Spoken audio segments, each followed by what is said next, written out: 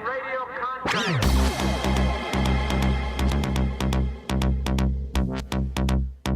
What kind of people are we? I am in radio contact.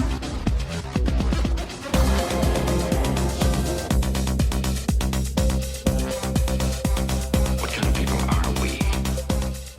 Attention crew, this is your Captain Caliban speaking. This is a supplemental episode of Enterprising Individuals, where we bring you news and tidbits from the world of Trek, also interviews with special guests, and a few little surprises along the way.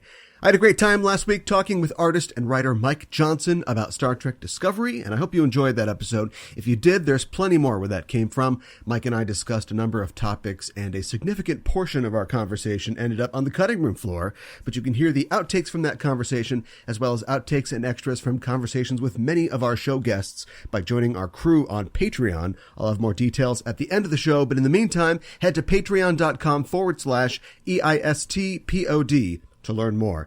One of the things Mike and I talked about last week was his work on the recently released graphic novel Apollo, which presents both a technical and an emotional retelling of the Apollo 11 moon landing from the perspective of the astronauts and their loved ones and co-workers back on Earth. The moon landing was, of course, 50 years ago, as of July 20th of this year, and it still stands as an unbelievable achievement conceived of and executed in such a short amount of time. Like, we hear about SpaceX projecting this and that. The rocket can land on a postage stamp now. Okay, now what? When do we get to Mars? Not so for the brave men and women of NASA who went to the moon in a decade, not because it was easy, but something. You get the idea. After talking with Mike, and as a former juvenile NASA head myself, I wanted to get my hands on Apollo and review it on the show, so that's what we're up to today. I called up Mikanhana, my co-host from the Just Enough Trope podcast, to give me a hand with that. We're always reading and reviewing comic books and graphic novels on Just Enough Trope in our comic book club segment, so I figured that she could help me out, and we could also chat a bit about some of the news that's floating around the Star Trek universe. So that's what we're doing this week. Stay tuned after our review of Apollo to find out where you can get a chance to read it. Strap yourselves in, clear the launch pad, all systems are go, and with that, let's get underway. Well, thanks for stopping by the show again to do a little roundup for me and most excitingly talk about this book we're going to talk about. Oh, yeah, absolutely. I'm excited to talk about it as well. What's been happening over at the Just Enough Trope podcast? Well, we just recently did a show about streaming TV, specifically Prime, Amazon Prime. And we talked about 3 of their latest shows, Carnival Row, Undone, and The Boys. And talked about kind of where streaming TV is at, where it may be going. Is Prime doing better than Netflix? So yeah, and something that we did, being with our fingers on the zeitgeist, on the pulse, we were just a little ahead of the pulse. If you ever had like first aid class or whatever, and they find your pulse. It's like, I can't find it. I'm having trouble. Here. It's over here. Yeah, I know it's there somewhere. I think our fingers were a little upstream because the second that show came out, then it was announced by NBC that they got Peacock coming out. Yes, and a bunch of other streaming deals were announced, like Seinfeld going to Netflix. Yeah. Which is surprising, with the whole Peacock situation. And that is surprising. Yeah. But I think the thrust of the show, other than reviewing those Amazon shows, was, it's just a Wild West, fire up the Westworld saloon piano because, it's a fight. Who knows what's Everybody going on. has something. Yeah. And the dust hasn't settled yet. No. And one thing I think we've talked about before, but we didn't necessarily super get into on our last show, is like, how many of these services do you sign up for? Yeah. Do you sign up for all of them? Yeah. Is anybody worried about this? Do we all I mean, you are, apparently. Well, we all, or at least you have read that somebody is, and now you're repeating it on this show. Do we think that we're going to suffer under the crack of the whip of the digital store demon? It's like, pay for the subscriptions. Pay. I'm up to 47 already. Yeah. Well, 48. Nobody thinks that's going to happen. No, but I am a little concerned. I mean, people have overpaid for cable since cable's inception. When I talk to people, I've never really had cable. I had cable for a while when I lived with some other people, and they had it, so I chipped in. But I've never made the choice to get cable, so maybe I'm biased. But everybody I talk to is like, which cable package? Oh, it started at $89.99. No, I know. Put the milk back in, and you're going to spit out some more, because I also got the NFL package, and that's $189 a year. Right. And then, you got to have, like, the Disney, so that's another $45. Yeah. It's like a car payment. Well, that's kind of what I'm honestly concerned about, is that there's going to be so many streaming services, we're going to end up paying what a cable package was. Okay, but so worst case scenario in your little simulation tank here, yeah, it reaches the level of what cable is now. Yes. Okay, fine. But I mean, people seem to find that sustainable, even though I can't get liquid down when I hear about that price. Exactly. But I don't think it's going to be there, because I didn't want the football, and I didn't want half the channels that were on the cable in the first place. And so if we cut all those out and it's all a la carte, I think we'll, find a general price point that reflects what you're actually getting and not the things you're forced to get. I really hope you're right, because I want to believe you're right. I want just Star Trek Discovery and Picard and all the CBS shows. Yeah. I don't want the good fight. No offense. You can't choose it, though. I just don't you watch get it.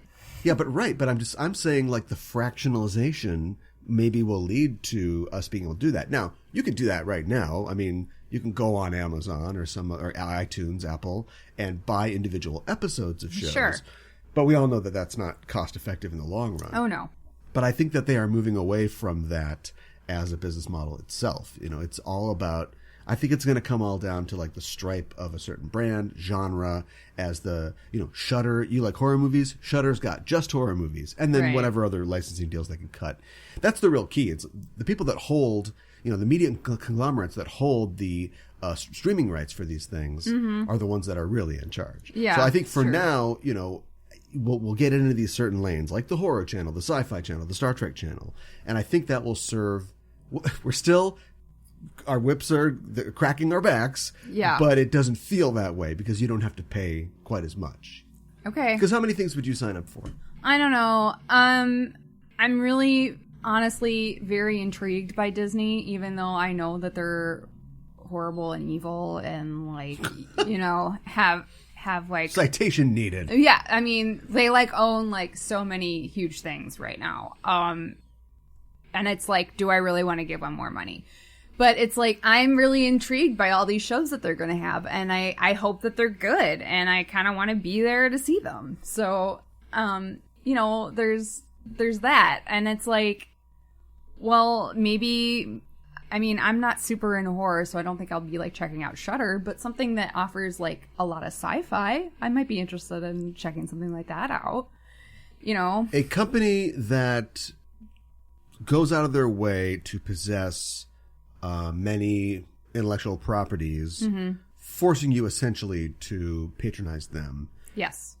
Questionably evil. A company that preys on your FOMO in order to get you to sign up for their thing, truly evil. Right. I'm not affected by that. Okay. Although I'm paid for about 3 years worth of Star Trek Discovery on Yeah. CBS All Access at this point. Right. But I'm not afraid of that.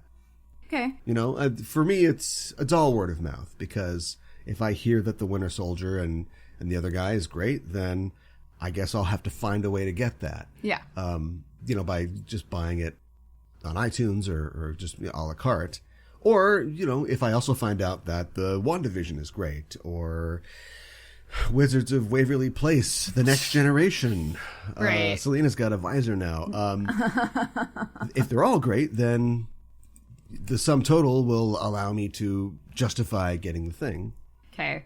Yeah, I think with Marvel, there's this fear of missing out, and if I know, but if you miss out on the shows, maybe you won't know what's going on in the movies. Yeah. Yeah. What happens in Iron Fist season 1?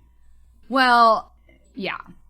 But I feel like that was different because that was Netflix, and I feel like they didn't care about the Marvel shows on Netflix as much. So your lack of answer tells me you didn't watch Iron Fist season 1. I watched the first 2 or 3 episodes, and then we stopped watching. So it you with have the good ability. reason, because You have the he's ability insufferable. to compartmentalize. No argument. And yeah. Okay. Yeah, I guess you're right. I do. It's all coming out on Blu-ray anyway one day. Yeah, so. I guess. All right. Well, hey, Star Trek, everybody. thanks for joining me. Look what's in Yeah. the news. Look at this tangle of thorns. Have you seen some of this stuff? Probably seen some of it. First Guessing off, I haven't seen all of it. I wanted to say that good news, bad news, who news? David Nevins, who is the chief creative officer at CBS, was being interviewed at a conference, one of those, $200 plate things where they go to give each other back rubs. Sure. And he was being asked about the Star Trek brand, and he says his comments boil down essentially to what we're trying to do right now with Star Trek is build that brand. We want it to get younger and more relevant to people. Okay. Do we want Star Trek to be younger? I mean, it's been around for a long time. I appreciate your natural prey instincts to, is that a predator? Is this question dangerous? Is he a bad guy, so I have to disagree with him? That's one way to go about it. My supposition is it's always been relevant. It's relevant because in the true. grand tradition of sci-fi, it's about now, not about the future. It always has been. Best example I can think of, the Xindi 9/11 Earth in Enterprise, 2.5 years after 9/11 happened on Earth. Yeah. We make it about what's going on in our lives. That's why very it true. connects to us. Yeah. So okay, great, good. You're gonna reaffirm your commitment to that, I guess, and also younger. Now you're just insulting me. Now you're just being nasty. You're talking about me. Yeah. Is he insulting fans by what he said? No, there's a perception that it is a brand that is old. And it is a brand that's old. Well, right. But nobody would have said, take a look at Adventures of the Fourth Doctor and Adventures of the 10th Doctor. Yep. And you go, wow, that one's so old, and the other is not. It's sexy and young. A lot of girls would have been totally happy to get wrapped up in the Fourth Doctor scarf at that time. Also, there's a bigger budget now, and it's easier to do cool things now, and so it seems like it's hot and sexy, but it was hot and sexy then, I would argue. Sure. And so, younger and more relevant to people. I know that he's a suit. I know that he doesn't know anything. He couldn't tell you who the guy with pointy ears was on original series. Sure. But he also operates as part of an organization. That organization has initiatives and directions and talking points. And so, like, when I see Alexander Kurtzman answer a question and say, making it younger and more relevant to people, then I'm going to get worried.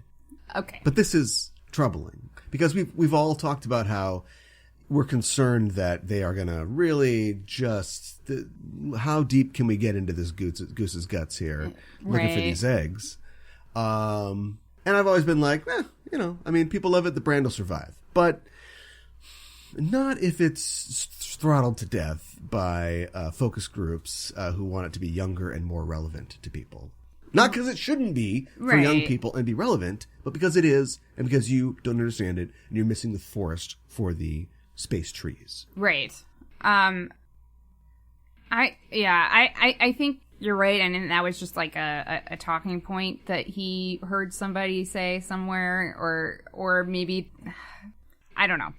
Younger is not an attribute that I would say is something that I definitely need for my Trek, and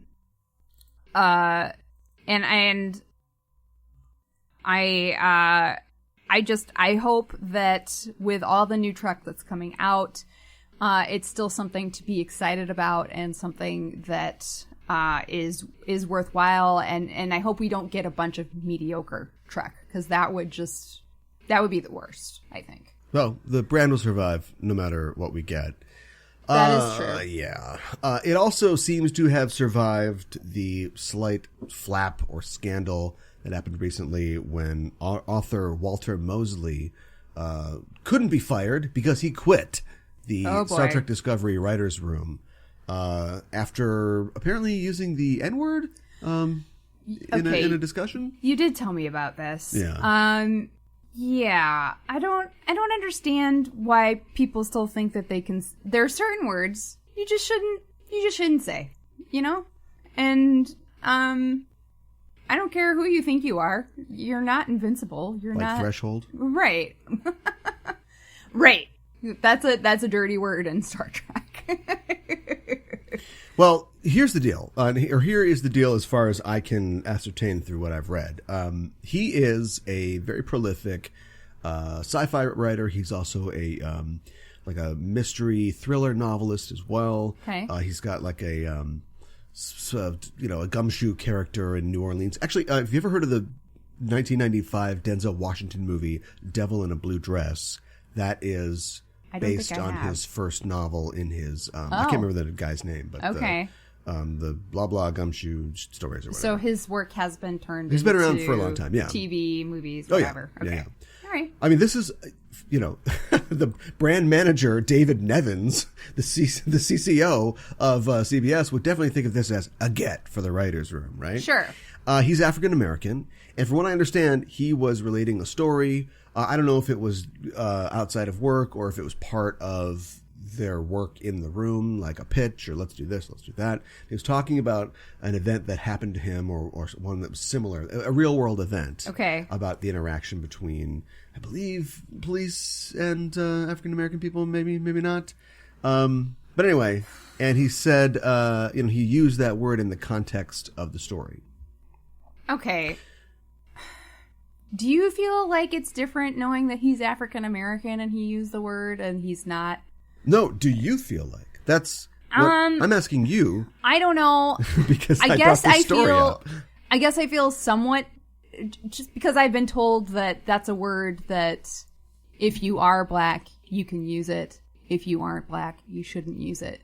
But I do kind of feel like it's kind of a really charged word anyways, and maybe you just shouldn't see it. Like, well, I mean, you just see me described next it as Tuesday? a word that only certain people can use. So yeah, that's charged. I mean, like, see me next Tuesday. If you're a woman, is it more viable if you use it? I don't know. I don't think there's enough knowledge in the audience of what "see you next Tuesday" means. Oh, okay. So that I can't make a joke about you saying "see me next Tuesday." Did I say see me next Yes, Tuesday? like, Oops. you see me next Tuesday. That's how you get back on that one. I messed that Ladies, up. if anybody ever tosses that out, you tell them, I'll say, see you next Tuesday, me next Tuesday. I don't know. And look, the last thing in the world that I want to do, unlike everybody else on the internet, including yourself apparently, is I don't want to tell anybody what to do. And I don't want to... That's completely fair. Give a judgment when I wasn't there. It's clear that every conflict in life, and especially this one, has more than one side, and everybody has a grievance, and they're probably right. And so basically he was approached by somebody who didn't like him using that word, talked to HR. HR contacted him, and I don't know if it was a could you tone it down, or it was we'd like you to go type thing. Right. It's like John Bolton and Trump. Like, we'll never know, but we know. Yeah. And so he basically said, all right, well, I quit. And so I think the fallout is it only helps him. People are going to forget. Word of mouth out about him. I don't think and he his did it on books. purpose. No. But it only hurts the CBS side because, let's face it, they've had some trouble in the writer's room. Well, that's and I understand very true. them So maybe wanting to get out in front of possible problems. They might be extra sensitive But right instead, they look like somebody who is censoring him, and he gets to say, I guess they just can't handle me because I'm too tough and rough. Check out the new Gumshoe book from something, right? Yeah. So I think that he comes off looking good and CBS comes off looking bad. And I think the big mistake was, why'd they hire him in the first place? I'm sure he's a great writer, but what's he doing there? Like, it feels like Michael Chabon, who is a great writer, is some kind of great get for Star Trek. And I'm sure he's doing a great job in Picard, but why is he there? Yeah, I know. You know, the thing is that you're supposed to, like, you know, be a TV writer and work on some stuff under somebody, and then you go off on your own, you write some stuff. You're not supposed to, like, win a Pulitzer Prize and go, I can't wait to drink bad coffee in a writer's room.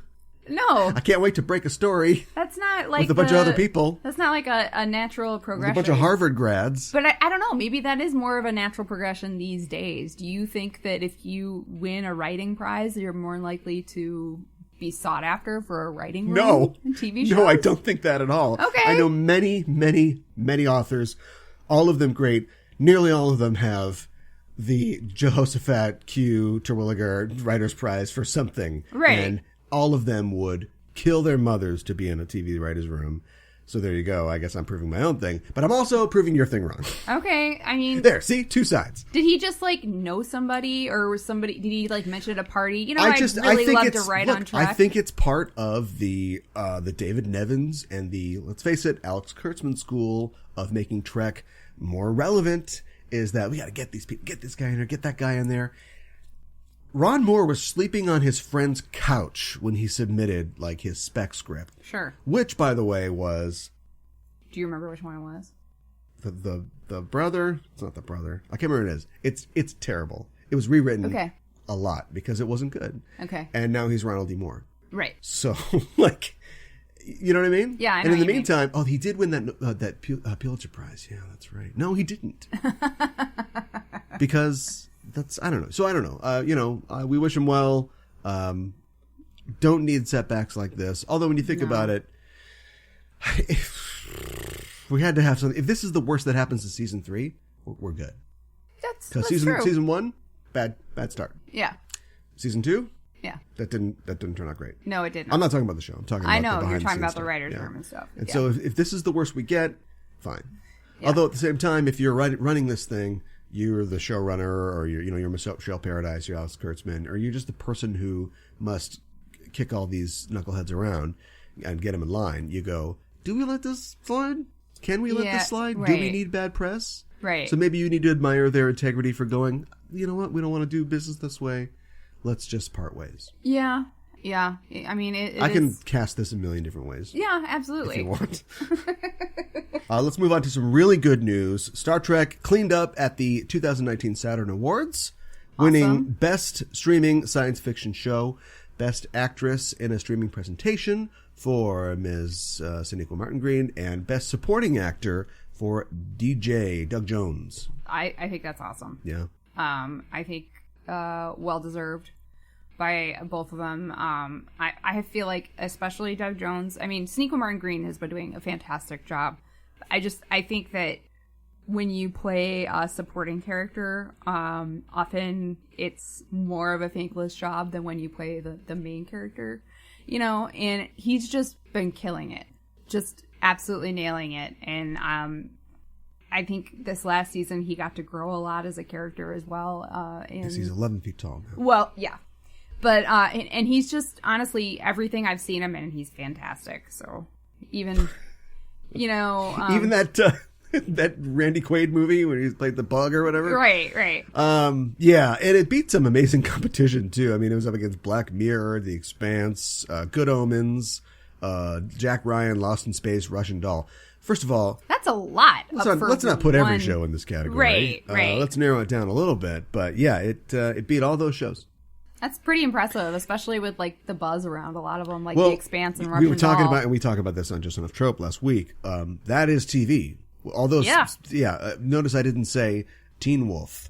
No offense to Teen Wolf lovers, but like those are the shows everybody's talking about. Yeah, and they're all on streaming TV. Yeah, absolutely. So, Good Omens too. A lot of buzz. Will the peacock have like a cybernetic eye, and like half of its feathers, its wings are like, circuit laden, and it's all like the new Peacock 2000. Somehow I doubt it, but that might be a strong choice. Because the Peacock should be running scared, but of course now we've got Peacock.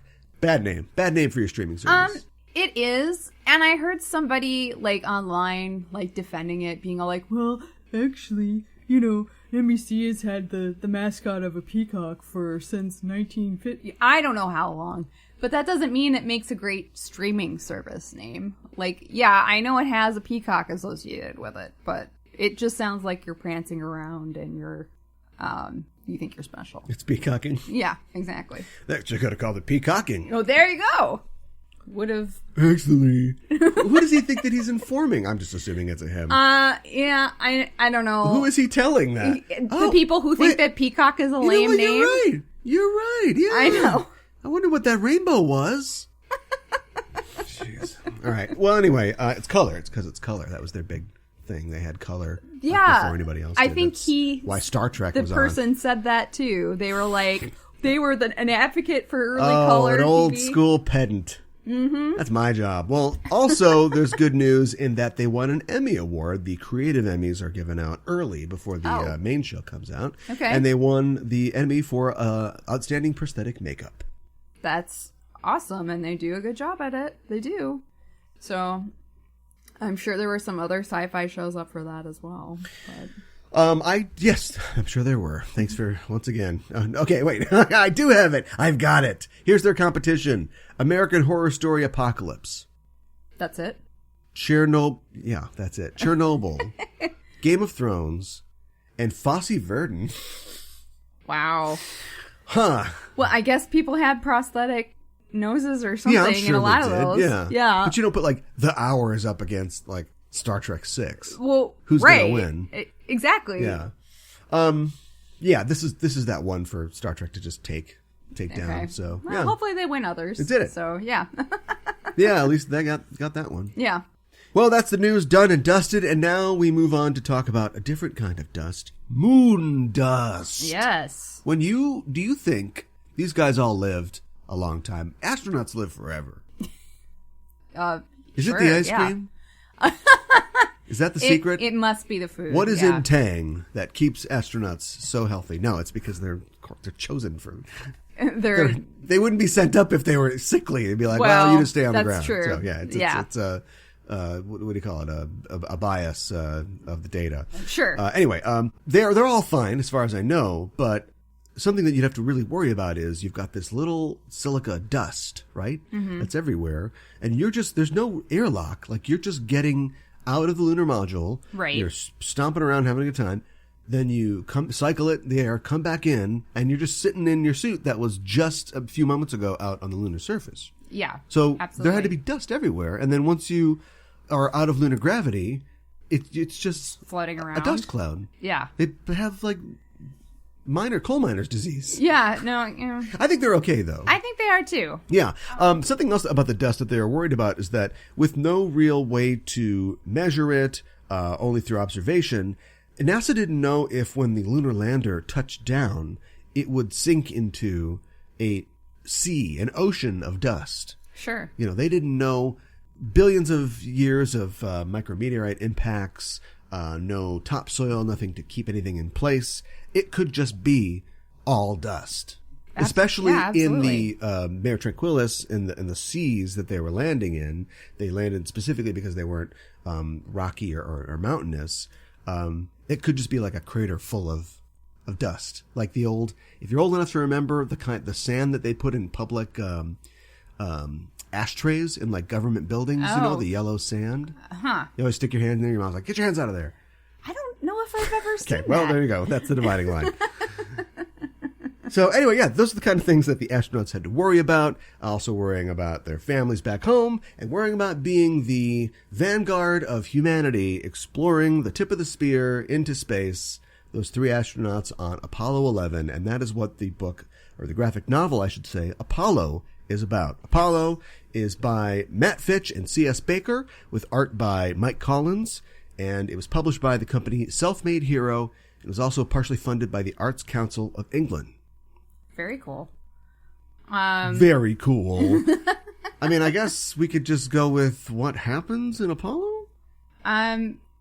Basically what happens in Apollo is it's the story about Apollo 11 specifically. And so we kind of see a little bit of the space program before Apollo 11 and then like events that led up to the launch. But we also see into the lives of all three astronauts. And I thought that was really kind of interesting because it is, at its core, it's about us as Americans, as humans, like going out, exploring space, landing on the moon. I think previously they people walked in space and they orbited the moon, but this was huge. Yeah.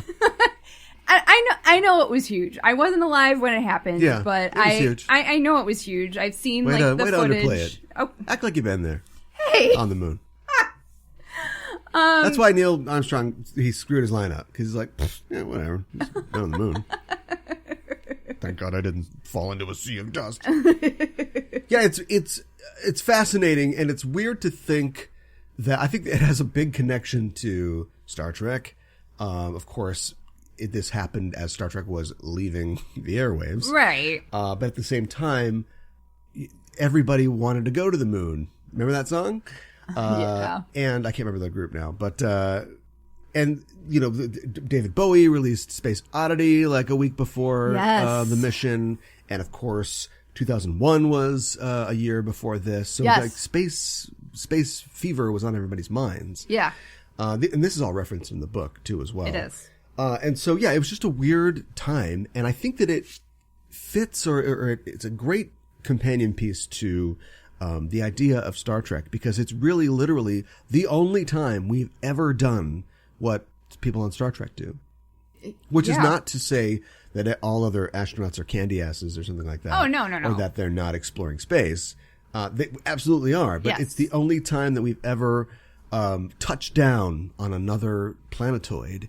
And the people that we sent out there, specifically Jim Lovell and the guys in Apollo 13, are the humans who have been the farthest away from Earth. No human has ever been able to turn around and go, that thing the size of my thumb, that's where everything that's ever happened in human history happened. Right over there, that thing over there. Right. So just like being able to do that, I think if you could just shoot everybody into space, like one by one, all 7 billion of us or whatever, I think things would be different, right? Like, because you'd have a different yes, perspective. absolutely. It's that pale blue dot that Carl Sagan wrote about. Yeah. And I think they even in the graphic novel describe it as like as I've heard other people describe, as like a marble, a blue, mostly brown, blue and brown marble. Yeah. Although, once again, where's the dividing line? Having to explain to your kids what a marble was. Yeah, that's You're a true, girl, too. but do you have marbles? I did actually have marbles, and I think I got it at a science museum. I had a necklace that you could, the charm was a No, marble. We're off the grid now. And like you could change it. No, like shooters and steelies and... I mean, okay, I didn't call them that. I had marbles that I could play with. All right, I'm not that. I had them, but like as a joke. Like if a 4-year-old could like be doing something ironically, like that was me and marbles. I had them, but like my Barbies played with them. Like they were like art pieces for them or something like that, All right. There's a Sailor Moon Barbie, right? We're off topic. Oh, I don't think Mattel has done a Sailor Moon. But they should. Whoa. I want a piece of that. Yeah. All right. Well, anyway. I mean, there are other dolls for sure. It's an amazing. It's both a straightforward and a trippy journey into the soul of like America and the men who did this all at the same time. Yeah. Which is quite a feat from the writers and also from the artist Mike Collins, who can simultaneously draw people photorealistically in one part and like the technical things that you're seeing, and then Mike Collins is just having a talk with the moon. The moon is now anthropomorphic, everybody. Right. And he's having a chat with him. And I could recognize these guys because I was a NASA kid. I was a space kid. Okay. Even before like I was into Star Trek, I thought that was cool. I went to the library trailer. There was a library trailer in your town. Okay. Right, no, not in my town. At your school? Yeah, well, I spent 6th grade in a mobile home classroom because think the you thing told about me. my school Yeah. is that we were growing very fast, but half the people there were old and didn't have kids and didn't want to pay for school referendums. And so the compromise was we got these like, portable Mobile classroom type classrooms? things. Yeah. And then Okay. stuck them on the middle school until we built a new middle school. But anyway, but one of them was a library trailer. And I remember going in there and just scouring the thing for like space books and like, you can't take that many. Oh, I'm going to take these. And They had a limit on how much you could take? Well, yeah, but you're not going to give 25 books to Okay. a 11-year-old. First Fair. of all, he can't carry them. Second of all, how many of those books are coming back? Or like the Scholastic Book Fair, just combing through for the Yes. almanacs and stuff and Yeah. memorizing on things. I almost got in a fight with a kid on the bus once over which was hotter, Venus or Mercury. Oh, boy. Of course, I said Venus. I was correct because of the greenhouse effect. Sure. But anyway, that kid now probably works in the Trump administration for the EPA. So yeah, I was always into this stuff, and it's like, yeah, that's that's Alan Shepard's face. That's Jim Lovell's face. That's Buzz Aldrin's face. Although if you've seen 30 Rock, you've seen Buzz Aldrin's face yelling at the moon. So yeah, for me, it's like, oh, I really love this kind of thing. It's just, I really connect with it. What about you? As somebody who never cared about space, frankly would be happy if space disappeared tomorrow. Oh, that's not fair. That's not fair at all. I'm going to be perfectly honest with you. I did not know a lot about Apollo 11 going into this, and I feel like I learned a lot. You knew there was 10 before it. Right. It's a safe bet. And, I knew, Neil Armstrong and Buzz Aldrin. I don't think I even knew the Michael Collins' name before, reading this. Which I'm a little embarrassed about. I'm actually quite embarrassed by a lot of it that I didn't know. But maybe I could also be positive and say that this will also be an interesting story and kind of their own take on things. Was very educational, and I feel like I learned a lot from it. Yeah. I guess I honestly never thought about how Nixon was the president when this happened. That's I don't fascinating. know why I never thought about that. And I mean, yada, yada, yada, all that inspirational, hog hornswoggle about like the human spirit and Right. going to other places. Like, okay, yeah. But like what amazes me is that this happened over the course of 3 administrations. Yes. And about, just a little under 10 years. You got it happened really fast. One guy who's up for re-election says, we're going to the moon. And then, he is removed from the picture. And then another guy who's got a whole other thing to clean up kind of sticks with it. And we get to Nixon. And he's the guy who still sees this through. Yeah. It's just amazing when you think about the gridlock that we've got that we had then, but we've also got now, fixing healthcare, whatever the problem is, and we can't seem to get anything done. Right. And the fact that we're going to do this. We are going to go to the moon, and then we're going to do it a bunch of times. Like it's amazing. It is amazing. And this story starts like many stories about the Apollo program start. You got to start down. You got to start in the dumps. You got to go make it somewhere. to the mountain. So it does start, of course, with the accident on Apollo 1. Yes. And losing those astronauts there, and then that sort of idea of not wanting to let people down, but also having tragedy in the past, sort of supports everything that happens. What I find is really interesting that Baker and Fitch have done is that they've given each astronaut their own sort of arc. Yes. And a lot of this is, like I said, it's like creative interpretation. It's kind of their own sort of weaving of a narrative out of this. But I love the sort of individual arcs that they give every character and digging into the kind of most interesting thing about them. And also they had a lot of support in the real world as well. They based a lot of this off of everybody's biography, basically. They all wrote a biography or not a biography of Aldrin and everybody else. And also, First Man, the Damien Chazelle movie that came out recently. Oh, okay. Well, there's that was based on a book, of course, about the life of Neil Armstrong, who himself was kind of a retiring guy. Like, he literally retired, basically, like, after he got back. He's like, I'm good. Oh, you want to be a politician? That's a cool thing the astronauts do. No, I'm fine. Farm. Just gonna hang out and do stuff, so... But yeah, you see, like, his life and him thinking about his responsibility as this guy, the tragedy that he's experienced, his wife, the daughter they lost when she was very young. She had a tumor and died suddenly. And it's really tragic. Yeah, and then you deal with Buzz Aldrin as well, who it's true, his father was like an aviator. He was a research engineer. He developed experimental aircraft. I don't know if he ever like showed Howard Hughes a picture of the X-1, a sketch. But we get a scene like that, and so you see Buzz himself trying to fight this like drive that his father has put into him, and you have this little runner about like, shouldn't I be the guy that goes at first though? Like, why does Neil get to go first? Right. And then he's got, I think it's Alan Shepard, he calls him Al, who's the first man in space, first American in space, who's like, come on, what are you gonna make a big deal out of this? Like, this is good for everybody. Like, why do you want to be? And then even when Neil's stepping off the thing, Buzz is still like, well, there he goes. Yeah. I guess I'm number 2. And honestly, I feel like that is a very human thing to feel. And I, like, because who is going to be known as the first man on the moon? Yeah. They're going to be the one who is enshrined in history as that. You know? But Neil Armstrong wasn't on 30 Rock, though. No, he wasn't. Or Dancing with the Stars. Right. Maybe that explains Buzz's post-Apollo life of we'd like you to... I'll do it! I'll do it! He didn't want to say no to anything. Might be an opportunity he could miss. Yeah. I think, maybe this is just me, and maybe I'm weird, but Probably. I feel like Neil Armstrong and Buzz Aldrin, I feel like those sound like names of astronauts. Oh, yeah. Like, they just, like, Well, it just let's be sounds clear. like, what? Let's be clear. Mid-50s, mid-60s astronauts. Yes, Yeah.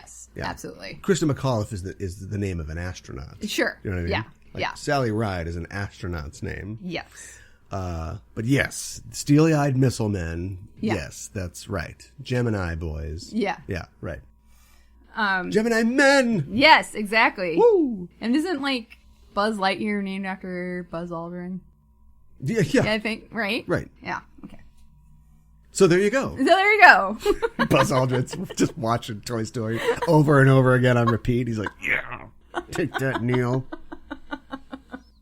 One small step for a toy. Yeah, and so, the storyline also encompasses other things that were going on. There's, a Vietnam scene that we see. Yeah. We see people's reaction to things. It's funny because a lot of people criticized Claire Foy's portrayal of Mrs. Janet Armstrong in First Man because, of course, what do you do if you are a kind of hacky writer that's doing a space thing? You're like, I want to go. You have a family. You have two boys here. I don't think she, like, in real life, harped on him that much. No, you're an astronaut's wife. If you make a big scene at all, it's because you literally have, like, a social anxiety condition, and you have to call, and Ed Harris has to talk you down on the phone, in probably the best scene from The Right Stuff. But like, she's an astronaut's wife, and so you get this little thing where the kid's kind of freaked out, and she's like, "Oh, Daddy's gonna be fine. It's a long way, but he'll come home. Okay, good night." And then into this wordless scene, she goes out, and she's like, wine bottle, cigs on top of the fridge. Yes. It just goes out and just like smokes a cigarette, and it's like, yeah, exactly. And then, of course, that's her freak out. Yeah, and it's end capped later on with like the groovy reporter being like, well, "What's it like? Your husband's like the first man walking the moon." And she's like, "Yeah, well, he's got chores to do when he gets back." Right. And then she's like, "I gotta finish cleaning up too." And then there's like this great scene where she has her back on the door, and it's just like she takes a little breath. I think something that also is in the story too is Neil and like his family. Their faith. I think that is definitely something that's brought up and something that helps him and his family to an extent get through something as stressful. Is Daddy going to come home or not? Yeah, for sure. Yeah, it's those little human moments that really, like, for me, that sell it. There's some, like I said, there's great art, there's great writing.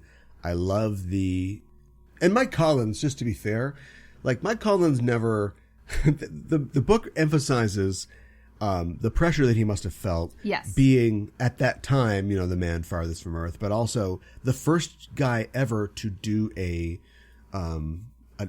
docking, a space docking thing. Yeah. He had to do it, on Earth. Just right. When they were turning the module around, but also he had to pick those guys up. And it's like, he's worried if they crash and die on the surface, but he's really worried if they come up and he messes up and kills them both. And he's the guy that killed the first guy on the moon. Right, exactly. And there's this very simple but very good metaphor of him making a basketball shot, basically. It's like, you miss the shot, then what? Mm-hmm. And then, of course, they continue that metaphor because when he does it, it doesn't really even show them connecting. It just cuts to, like, the ball going through the hoop. And it's like, so. Yeah. And then he has, I don't know if you would call it, like, a dream or if he's just kind of talking to somebody, but he's talking to, like, this cool hippie who, like, represents, like, America and American stuff like spirit, that. man. Yeah. It's all natural. Right. No additives. Because he's like all alone for, a good chunk of time while the other two guys are on the moon. Which I looked it up and I thought, like, if you're out there, like, are you just sort of like hallucinating it, in your loneliness and tripping out and Right. like Pink Floyd? And apparently, no, he slept a lot. Oh, well, I mean, He that had a makes couple, sense. he had a couple things to do, and he was kind of bored. But he's also like, I gotta get good rest because I gotta be able to catch these guys. I when they gotta come be back, ready. So he's gonna sleep. Yeah. Yeah. But maybe he dreamed. Dreams are a part of all of this. Like, Yes.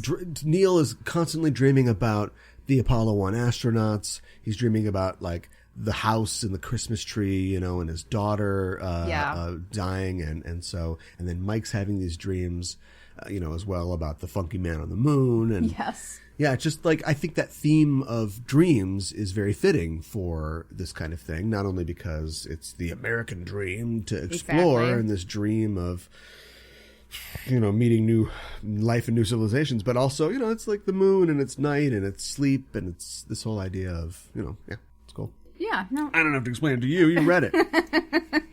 Anything else that it you is wanted cool. to say about the book? I guess I just wanted to say, you mentioned about how Buzz kind of, and I don't know how Neil felt about, because he was the first man on the moon, but how Buzz felt like this kind of competition and kind of felt like, whoa, I want to be the first guy. You don't get that from Mike Collins, like, at all. Like, No. he just seems perfectly happy to be there, No. to do his one job and do it well. That's the guy you need. Yeah. That's the guy you want catching you. He was perfect for what he needed to do. Yeah, it's not a one-to-one comparison because there's nothing that has to. Neil wasn't picked because he was a showman or something like that. Sure. He was just picked because he was solid and he was a good commander, Right. and a good pilot. But him and Buzz are the stars of this show, and the book makes it that metaphor explicit when they cut to like a stage, like a set. Yeah. Where they're on stage, and then Mike is sort of waiting in the wings, like a crew member or something like that. Yeah, like He's a just like, great stage manager yeah, or something. all right, well, keep the show going, and then I'll be there to bring the curtain down. So Exactly. yeah, It's pretty neat. I think that they tell the story really well, and they have a lot of really technical things involved in the story as well. I think they just kind of keep the accuracy and that sort of thing. And yeah, but you know what? It wasn't too technical though. no, and I don't think it ever bogs the story down. I used to literally read like the mission logs. This is Okay. like pre-internet, so I don't really know where I got them from, but like you could like read The library, maybe? the mission logs of like, all right, stand by at this time, there's a pre-flight checklist, do all this stuff, and then also you could listen to, it's probably the library. You could listen to, because it's all recorded Yeah, for posterity. You could listen to the actual audio, and a lot of it's boring. You fast forward to like Sure. One Small Step for Man. Remember when we talked to Amy Shira Title from Yes, Vintage I was Space? just thinking about that. Yeah. She does that, and other like space heads do that for anniversaries. They'll like live tweet parts of the Apollo mission, and so nowadays it's all online. I'm positive you can go on I'm sure it YouTube is. or even NASA.gov and just get like the raw data of this stuff. But yeah, I used to love that stuff. But if you don't want to go through all that, if you don't know what an RCS thruster is or whatever, Right. then this is pretty good. This is pretty good, and there are even some technical drawings at the very end of the graphic novel of the moon lander. I can't even remember what it's called because Lem? yeah, and a couple of other things as well that go into Apollo 11, and so I thought that was pretty neat. And I think you get a really great story out of this, but if you're interested in the technical stuff, that's present too. Yeah, for sure. I would absolutely recommend it. It sounds like you would as well. Yes. And you can definitely check it out, and you should definitely check it out. You can get it on Amazon or other places you buy books. We'll leave a link in the show notes where you can pick up this graphic novel. And also, I want to recommend some other books and works related to this subject. Yeah. On Just Enough Trope earlier this year, we talked to an author named Nancy Atkinson, Yes. who wrote a book called 8 Years to the Moon, The History of the Apollo Missions, which is an overview of the entire Apollo program. And even she admits, like the guys in the book do, like, 12, 13, 14, no one's going to care after that, which wasn't totally true, but public interest did wane after Apollo 11. She says in her book, the book basically wraps up with Apollo 11. She didn't go past that because this is the big show. main interest, yeah. But what she did is that she went to a lot of the technical people. She went to a lot of the behind the scenes people, the engineers, the people working in mission control, the people that you wouldn't normally hear from when you think of the stars of the Apollo program. And so it is a oral history of the 8 years of the Apollo program. I would definitely recommend that as well. You can get that on Amazon. And what the hell?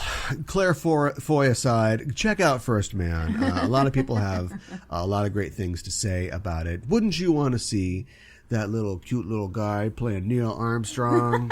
He won't eat his cereal.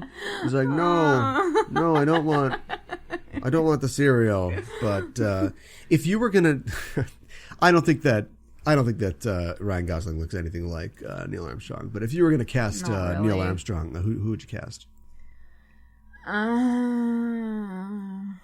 Oh boy, I don't know. Did I hear Tom Cruise? I don't know. I bet he auditioned. I was actually thinking Matt Damon, but I don't know. Oh my if he'd god, be a good choice with the or Matt not. Damon all the time. Yes. He absolutely looks like he's just some German-Irish dude. Right. You put a fishbowl on his head. I get it, Yeah. but it's been done. Okay, who would you cast? Oh, well, here we go. Yeah. Timothy Chalamet. Moving on. Well, thanks for joining us on the show, being me and the absolutely. listeners. It's great to have you, as always. What is coming up here. on the Just Enough Trope podcast? We are actually going to be talking about the Downton Abbey movie. Very excited about that. And I know. Who does Matt Damon play in that? He just plays one of the servants, not a big role. Yeah, he loves these little cameos now. I know, right? He wants to be in everything. Then we all caught on that he was in everything. So now he's like, I still want to be in everything. Get a little bit in everything. Slice? A little bit in everything. Exactly. So he'll be in Thor or whatever. Yeah, exactly. And then we actually have been watching quite a few Jean-Claude Van Damme films, so expect a show about Jean-Claude Van Damme in the near future. I know that you're not ready with your preparation for your Jean-Claude Van Damme introspective. Not yet. But what have you learned so far? I think his movies, like a lot of action stars, are kind of similar. Have similar plots. Well, don't give the game away here. Involve, his brother, dying, or some family member dying, and then him avenging their death. Or, his brother or his wife dying. Or maybe there is a sibling he doesn't know about, and then he finds out about them, and then he's playing both roles. And as always, lots of kicking in the face. Sure. That's his signature move. One follow-up question. What kind of a name is Chance? Because my mother took a chance on me. No. Thanks again to Mika for talking Apollo with me and for rounding up the news. If you want to hear all the news that's fit to cast in the world of nerdy entertainment, catch the Just Enough Trope podcast every Monday for news, reviews, and our views on geeky topics. Check us out at Just Enough Trope on Twitter and at justenoughtrope.com on the web, and sample all of the fine content and shows on the Just Enough Trope network. If you want to get your hands on a copy of Apollo, you can do that thing. I've got a link in the show notes that will take you to Amazon.com, where you can purchase Apollo or Nancy Atkinson's 8 Years to the Moon or First Man when you get to Amazon by clicking through our links or on our Amazon banner at enterprisingindividuals.com. A percentage of your transaction on Amazon comes back to us at no extra cost to you and helps keep the Warp Core lit here. And that counts for anything. It's not just space stuff. In fact, you can bookmark that link, and when you click through to Amazon that way, whatever you buy, the same deal applies. It's a great way to help support the show. Anytime you shop on Amazon, click through our Amazon banner or through your bookmark or saved link and shop away. And maybe you're saying, look, I've already got Apollo, and I love it, and I want to see Matt Damon in the movie adaptation. To which I would say, if we have to go that route, he's got to play Nixon, right? I mean, that I would pay to see. Or the man in the moon. Get Matt Damon to play the literal moon, Georges Méliès style, and maybe his thirst for cinema ubiquity will finally be slaked. But I would also say, if you like what you hear on Enterprising Individuals and you want to support the show, why not head to our Patreon page at patreon.com/EISTpod. It's there that you can sign up to be a crew member for the show for a small monthly amount, and you can get access to exclusive subscriber content. Joining at our cadet tier gives you access to our live episodes, like our episode from this year's Convergence about Star Trek 2009, plus DS9 and Voyager rewatch recaps and sneak peeks at what's coming up on the show, all of which are yours for being a cadet for just $12 a year. If you join at the next level, the $5 ensign level, you get all that, plus our aforementioned extended interviews, which we call Live Gach, our unpublished content where I go off the Trek rails with some of our show guests about fun and fascinating topics. So get involved. Join the crew of the USS Enterprising Individuals. Just head to patreon.com/EISTpod. Anyone can join our crew. There's no arguing about who goes first. All are welcome at patreon.com/EISTpod. And as always, the best way to support the show is to tell a friend. Anything you contribute to the show will be appreciated and will help keep us flying. Thanks. Remember, listeners, you can tweet to us or message the show and maybe have your comment read on the air. Just go to facebook.com/EISTpod, or you can find us at EISTpod on Twitter or through our social media links on enterprisingindividuals.com. Join our Facebook discussion group. It's called Enterprising Interlocutions. It's there that we continue the discussion of the themes and characters we talk about on the show. We also have a Discord channel. Check out the link in the show notes where you can hook up with us on Discord. You can chat with us about Star Trek, movies and TV, comics, video games, all the topics covered by Just Enough Trope Network shows. You can also reach this show at EISTpod@gmail.com with feedback and suggestions, or to just say hello. We're waiting to receive your transmission. And that's it for this supplemental episode of Enterprising Individuals. If you're an Apple Podcasts listener and you haven't yet, why not look us up on the old Apple Podcasts? Make sure you've subscribed to the show, and please write a little review if the spirit moves you, and give us a rating at the very least. We really appreciate it, and it really does help the show when you leave a review and you give us a rating. If you're not an Apple Podcasts user, you can still subscribe to the show on Google Play, Stitcher, or wherever you get our show from. And if you leave positive comments and ratings and reviews on those platforms as well, we'd be eternally grateful.